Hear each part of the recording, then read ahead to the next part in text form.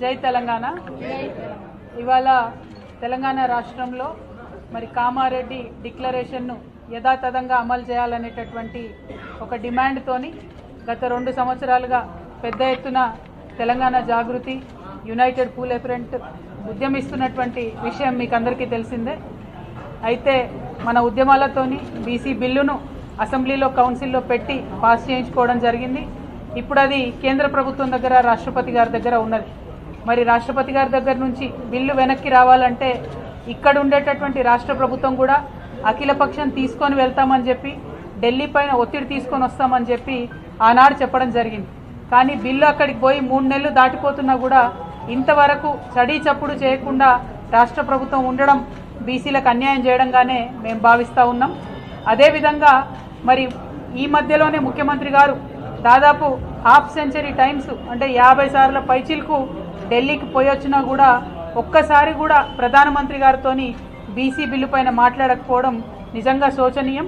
అందుకే మరి కేంద్రం పైన ఒత్తిడి పెంచాలి, రాష్ట్రం పైన ఒత్తిడి పెంచాలి అంటే మార్గం ప్రజా ఆందోళననే, ఉద్యమ బాటనే అని నమ్మి తెలంగాణ జాగృతి యునైటెడ్ పూలే ఫ్రంట్ రెండు కూడా మరి జూలై 17వ తారీఖు నాడు రాష్ట్రంలో ఉన్నటువంటి రైల్వే నెట్వర్క్ అంతా స్తంభించే విధంగా రైల్ రోకో చేయాలనేటటువంటి కార్యక్రమాన్ని తీసుకోవడం జరిగింది. ఈ కార్యక్రమానికి మద్దతుగా మరి కలిసి వచ్చేటటువంటి లైక్ మైండెడ్ వ్యవస్థలను, వ్యక్తులను అందరినీ కూడా కలుస్తూ ఉన్నాం.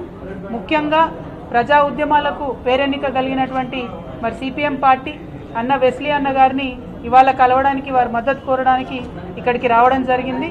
మరి వారిని ఇవాళ తెలంగాణ జాగృతి పక్షాన, యునైటెడ్ పూలే ఫ్రంట్ పక్షాన 50 మంది తెలంగాణ బీసీల పక్షాన కోరుతా ఉన్నాం. కేంద్ర రాష్ట్ర ప్రభుత్వాలు తాత్సరం చేస్తూ ఉన్నాయి. బిల్లు లేట్ అయిన కొద్దీ ఉద్యోగాలలో వచ్చేటటువంటి నోటిఫికేషన్లో 42% యువకులు మిస్ అవుతారు. ఎడ్యుకేషన్ ఇయర్ స్టార్ట్ అయింది, 42% విద్యార్థులు మిస్ అవుతారు. అదేవిధంగా స్థానిక సంస్థల ఎన్నికలు పెడితే ఓవరాల్గా 42% బీసీలు కూడా అన్యాయం జరుగుతుంది. కాబట్టి తక్షణమే ఈ బిల్లు పాస్ చేయించి వెనక్కి తీసుకొచ్చేటటువంటి ఈ ప్రయత్నంలో మీరు కూడా భాగస్వామ్యం అవ్వాలి, మద్దతుగా నిలబడాలని అన్న వెస్లీ గారిని కోరుతా ఉన్నాం. Thank you. జై తెలంగాణ.